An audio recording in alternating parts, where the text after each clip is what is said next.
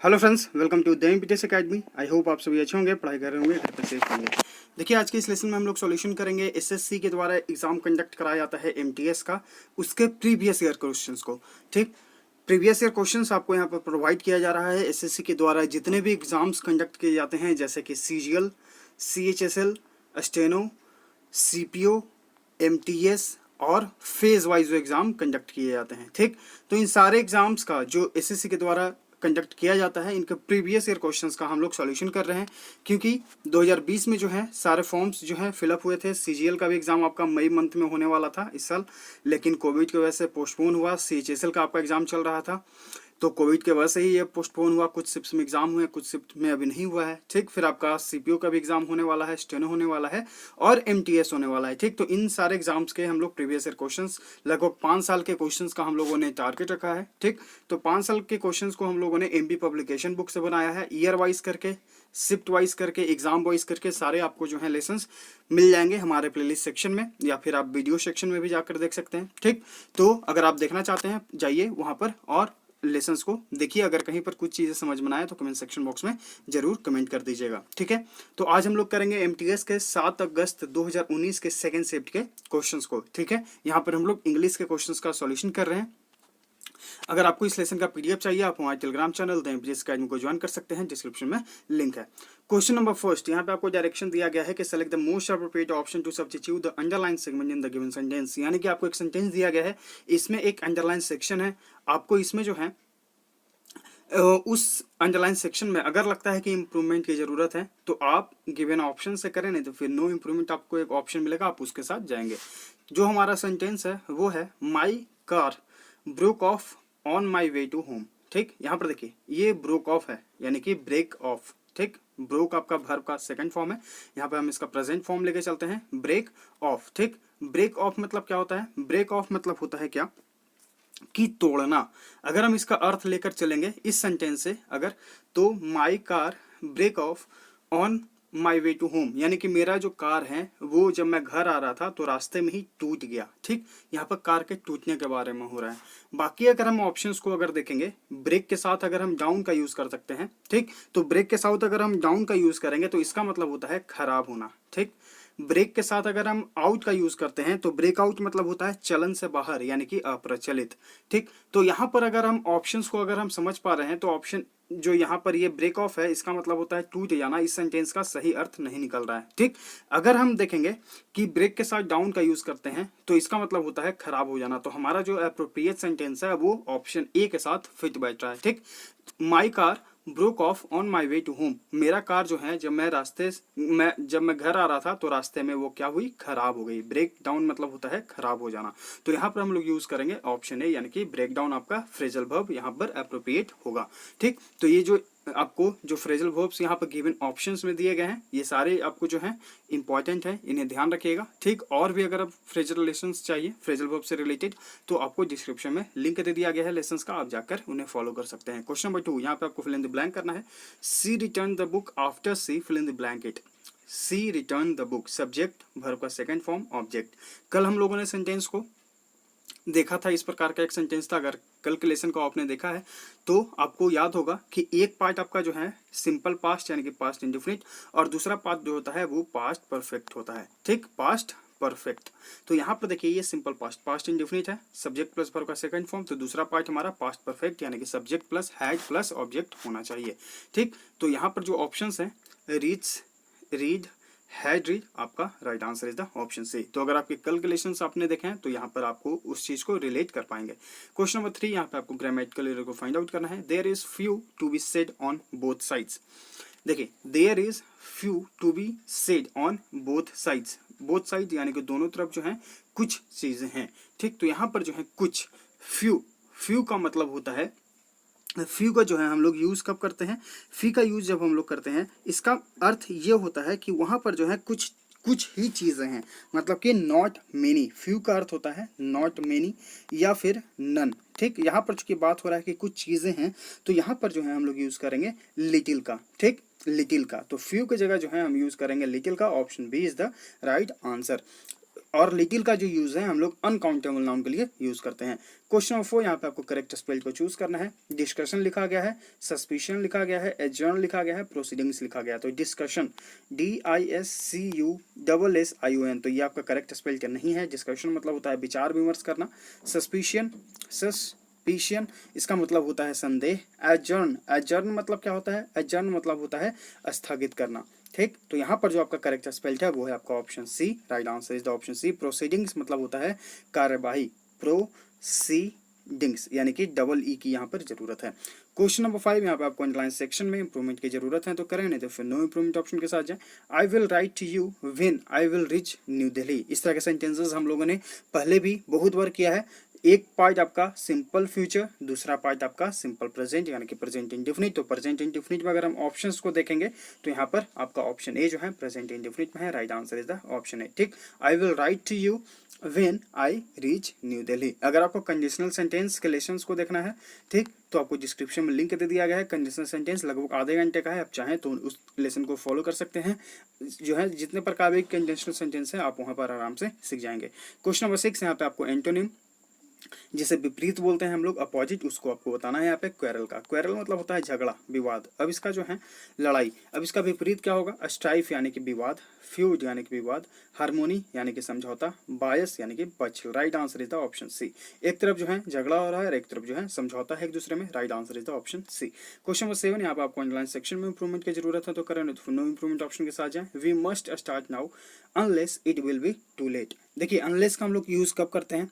Unless मतलब होता है जब तक कि। ठीक, यहाँ पर अगर हम सेंटेंस को पढ़ेंगे, वी मस्ट स्टार्ट नाउ, हमें जो है अब शुरू कर देना चाहिए।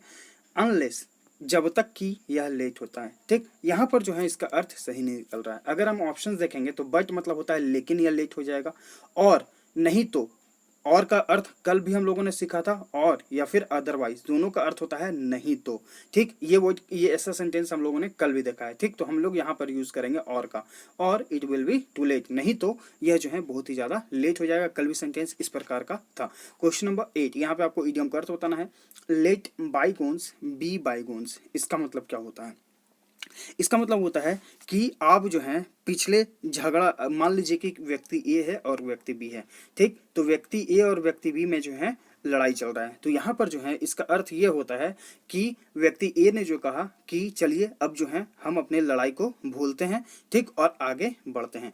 तो ऑप्शंस देखिए, नीट एंड टाइडी यानी कि साफ सुथरा, just at the last moment यानी कि अंतिम क्षण में, टू रिमेंबर द पास्ट अपने भूतकाल को याद करना, टू फॉरगिव एंड फॉरगेट यानी कि आप उसे माफ कर दिया और भूल गए। Right answer is the option D. Question 9, यहाँ पे आपको एरर को फाइंड आउट करना है। Some people is always talking about themselves. ठीक, यहाँ पर देखिए ऑलवेज का यूज हुआ है। अगर आपको याद हो प्रीवियस लेसन्स में भी हम लोगों ने देखा है, या फिर आपको डिस्क्रिप्शन में एक लिंक मिलेगा SSC CGL CPO के मेंस के एरर डिटेक्शन के क्वेश्चंस। ठीक, CGL और CPA को जो मेंस होते हैं उसमें 20 क्वेश्चंस होते हैं। ठीक, एरर डिटेक्शन के, वो एरर डिटेक्शन के क्वेश्चंस आपको करवाए गए हैं। डिस्क्रिप्शन में उसका लिंक है, आप जाकर उन्हें देखिए, आपके लिए बहुत ही ज़्यादा फायदेमंद साबित होगा। ठीक, अनेक प्रकार के उसमें जो है ग्रामेटिकल रूल से संबंधित क्वेश्चंस आपको देखने को मिलेंगे, तो आप जरूर उस लेसन को फॉलो करिए। ज़्यादा से ज़्यादा आपको जो है 1.5 से 2 घंटा के आसपास है, और उसमें आप लगभग 120 क्वेश्चन सीख पाएंगे। चलिए, अब यहाँ पर जो एक वर्ड यूज हुआ है ऑलवेज, तो यहाँ पर जो है ऑलवेज के साथ हम हमेशा सेंटेंस को प्रेजेंट इंडेफिनिट फॉर्म में रखते हैं, यानी कि सब्जेक्ट प्लस वर्ब का फर्स्ट फॉर्म या फिर वर्ब का फिफ्थ फॉर्म।